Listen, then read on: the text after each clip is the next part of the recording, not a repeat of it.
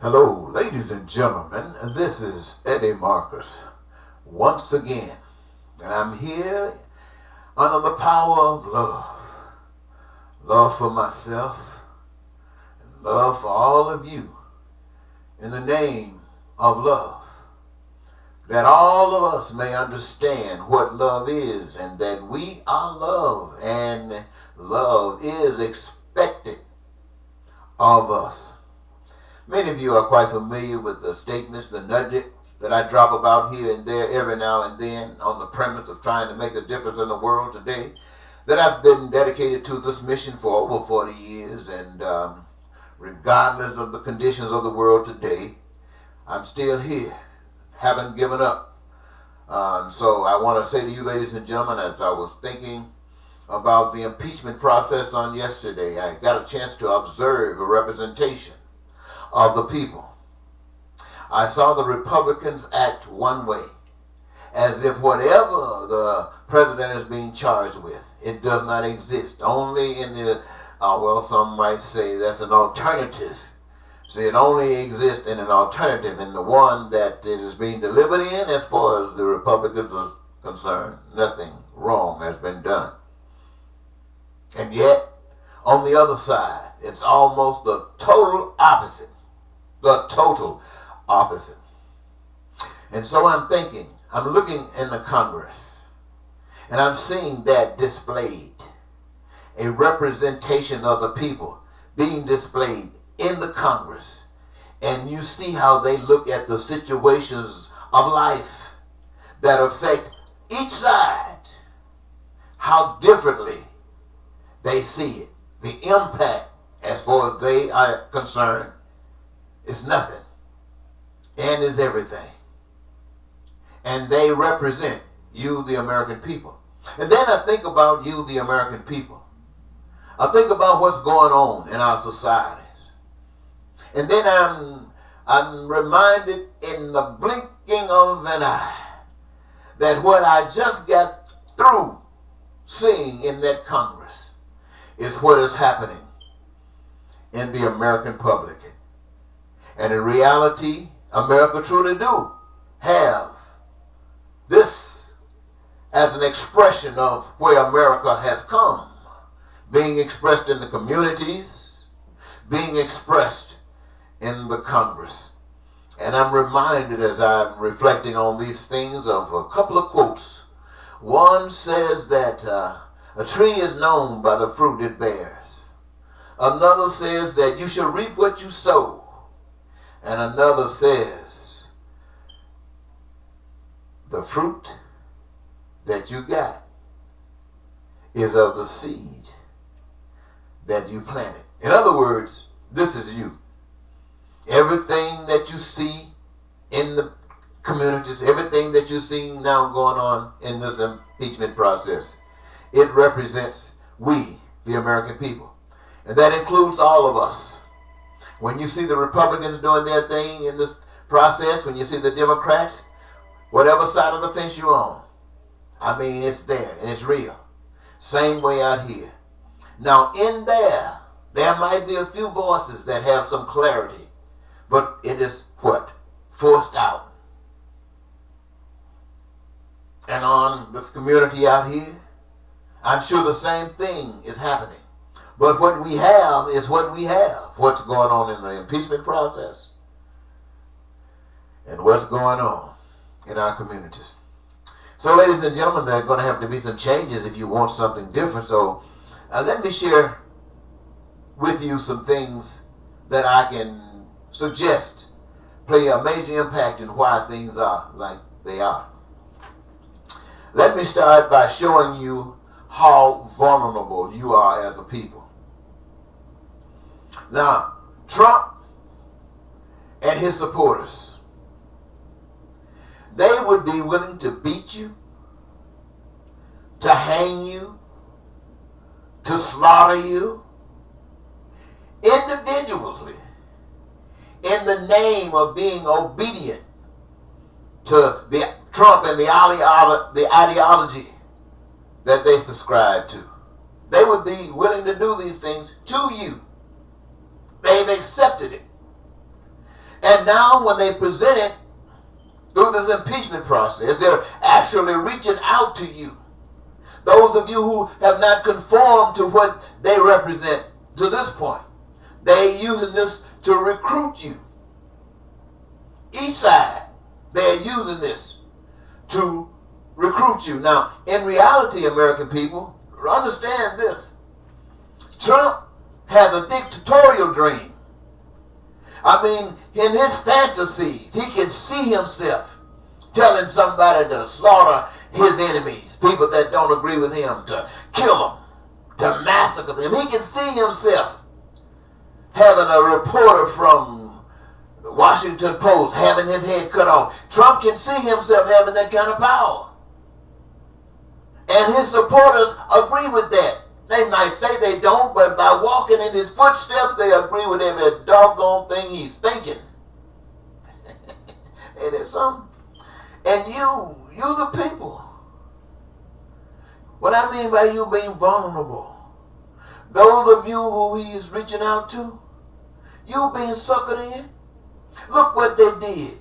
They took the evangelicals to the right, the fundamentalists, and got them all over there, claiming that Trump is God sent. Now, if they claiming that God sent, then that means that God sent them the fruit of their seed. God sent them what they had sown. And so all of this hell we see ourselves in today, we brought it on ourselves. So when I say you're vulnerable to this, the only thing that is missing right now is that you're not being slaughtered, like I mentioned earlier. But if you subscribe to the principles of this dictatorial representation of hell, I guarantee you in a moment's notice you will. Now, I have mentioned to you just how vulnerable you are, and you can concur or not. I'm just giving you what I've been given to give you. Now let me show you how, how did I call it? How dumb you can be. You can be just as dumb as you are vulnerable. And what do I mean when I say that? I mean that all of the stuff that you are willing to submit yourself to, reaching at what you think is good, trying to satisfy yourself by yourself, and you have created this. Now, let's look at it a little bit differently. Let's say you can have your dreams come true. Let's say that the things that are essential for your survival are met, and that peace and freedom and all of these things reign supreme, possibly, and that there can be joy and magic in your life. I mean, your dreams coming true. Let's say that is offered to you. You would reject it. Why? Because you're dumb. You're dumb. You don't know anything about that. That got to be a con. How can that not be a con? Think I'm stupid. Think I fall for some stuff like that. I know what you're thinking. That was a time I probably would have thought the same thing. I don't know when that time was, because as far as I can remember, all my life, I felt just like this. So I'm here doing this the same thing 40 years. And I haven't quit yet.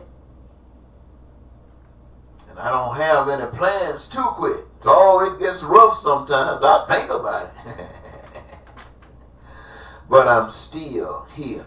Now, many of you would say, what makes you think you can say this? Let me just give it to you like I think I need to. When I come to you, I talk to you about fulfilling your dreams. I talk to you about a spirit you can't see, can't touch, can't feel. But the evidence of that existence is all about us. So we know we didn't put it here. We didn't make it have anything to do with it. But it exists. So we're not stupid. Well, not all of us. Some of us think it's just popped into being. And I'm not going to argue with that. I don't know how it got here. But however it got here, it's something else.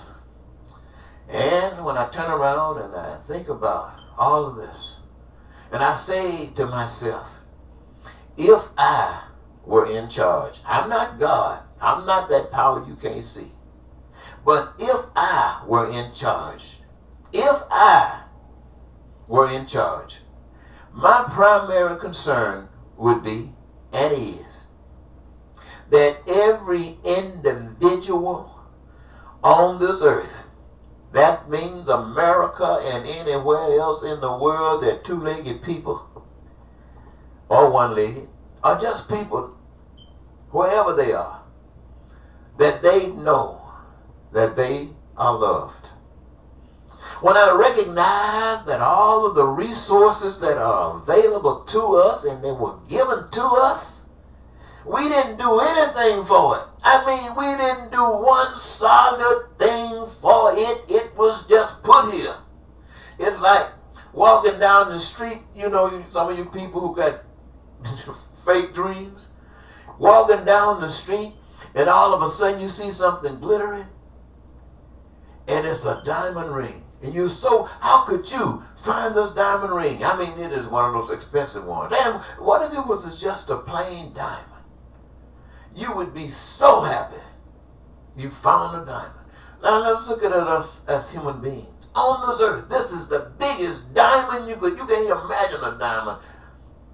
Well, here it is, given to me, to you, to all of us, even before we came into the world. So that when we come here, whatever we need to do, anything we want for as long as we want to do it, is right here. Oh, my God. My God. And I'm in charge. I want to make sure that whatever that process started, that it would continue. That it would continue to flow as harmoniously and as peacefully and as joyously as it did in the beginning, and as it is now, and as we go forward, by making sure that every last one of you got a career. Got a career of your choosing. You're here, but you're not here as a burden. You are here not as a liability. You are here as an expression of life, to make life more life. And that means participation. That means that it cannot exist without you, in your mind and in your spirit, and as long as you can, you are and you will. A career of your own choosing. Now, ladies and gentlemen, here this power has created this whole earth, has made it so harmoniously again, in a sequence, that everything that each of you do, everything you engage yourself in, the result of it is that it is essential in the process of creating every good, every service that you, the people, have determined that is essential for you and your life at that time, this time, and any time. My. Already set up. That means what in the careers that you got. Well, let's think about health care. Every last one of you would have health care from the womb to the tomb. Every last one of you. Health care from the womb to the tomb. And you know how they say, well, we're not having the research done to create the kind of medication and that you need to prevent some of the diseases that are happening today. They say the money is not available. Well, all of that will be gone. Those people in those particular professions, for whatever they can see as being essential as far as moving forward for life, all of the boundaries will be taken off that falls excuse me, within the perimeters of life. fall within the perimeters of life. And it would happen in such an abundance that when people get sick, you go to the doctor, they give you a treatment, and hey, you're not got to keep going back.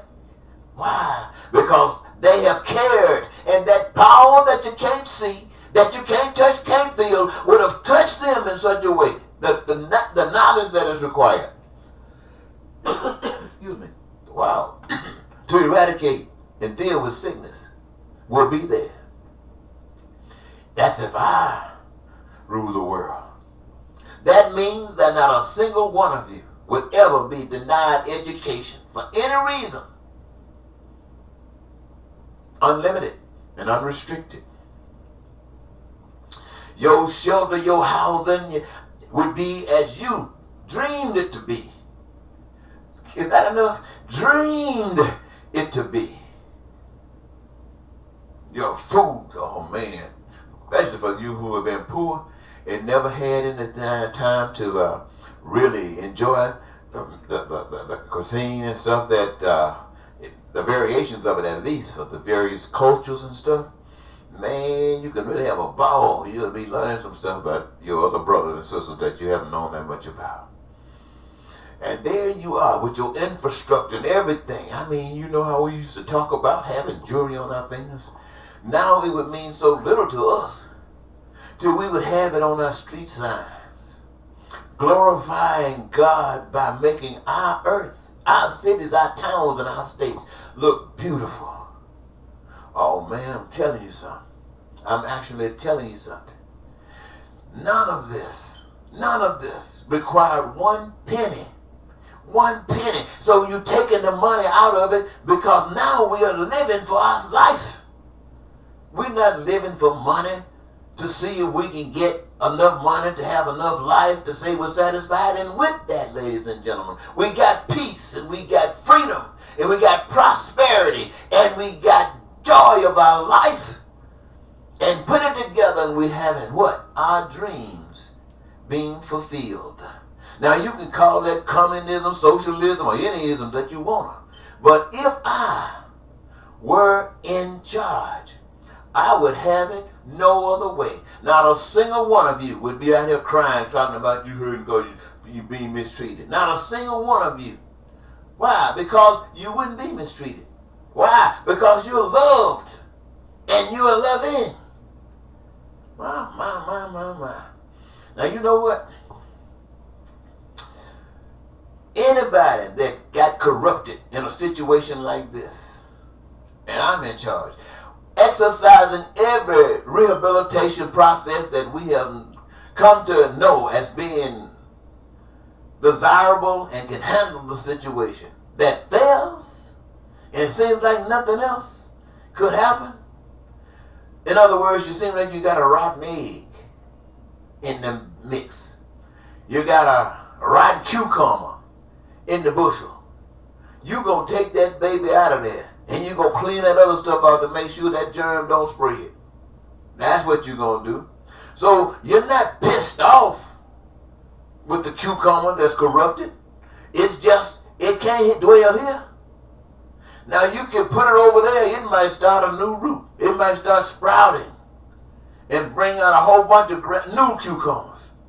And if they're going to get in the basket, good. Or if they want to stay and get in a different basket, good. Cucumbers the same thing it takes for survival on the one, it takes for the other. So what I'm saying, my friends, is that if you got to set somebody aside, kind of makes you think about why we here are on earth. You see what's going on with the impeachment. You see what's going on in the society. You see there's no togetherness there. We're as divided as divide can be. Perhaps that's why we're here. To make a determination. Where do we want to be? Do we want to be here in this mess? Or do we want to be where we want to be? And it ain't here. Now, sometimes, I'm giving an example what I mean by that. All of us have been in the same mess. And none of us got it right. I don't care if you're Republican or Democrat, black or white, man or woman. None of us got it right. If any of us had it right, we'd stand up, and when we stand up, it would go against the norm. And the norm is not going for that. Before it did, it will take your butt down. If that's the only way, then they'll exercise it. It is not acceptable in a society, in a corrupt society. Truth and light is not accepted in a crooked society. So your reward would be that they get you out of here. Now, maybe, my friends, that is an expression of being out here in the wilderness to determine where do we want to be. And so once we determine that this ain't it, and that extent is exercised, and now we get a chance to go back to that basket where the vegetables or the fruits and everything is fine, no rotten out. So I'm thinking about it a little bit deeper to see what that could really mean. And I think about black people, people who were brought into this country as slaves. And I'm thinking, what did they do to deserve that? What in the world did black people do to deserve somebody capturing them or buying them or whatever they were and brought over here in this country and became a workforce? Slaves, a workforce, like a puppy, like a mule, like a horse, or an ox, or a buffalo for another people. What did we do to deserve that? Well, one thing you know, we had no connection as far as our knowledge goes with that power that you can't see. So we became 100% caught up in that vulnerability I was telling you about. Caught up in it by the same power that the Republicans are putting before the American people today, saying this is what they want. They might not want to say it like that. I'm just telling you like it is. And on the other side of the fence, they're trying to tell you, we ain't that bad. So you ain't got to go that far just yet if you're not, that evil. Hang with us. But who's telling you what I just got through telling you? Who's telling you about the freedom, the peace, the prosperity? Who's telling you that there's no lying, no cheating, no stealing, no killing, no terror? Who's telling you there's no war? Who's telling you there's no cops killing anybody? There are no citizens killing anybody. There's no preachers trying to get your money. Who's telling you that? And even though you might not know who's telling you that, you're hearing it now, and what does it mean to you? Does it mean you're going to be just as dumb as you are? Think about that, ladies and gentlemen. It is all on you. And what you do is you. Goodbye.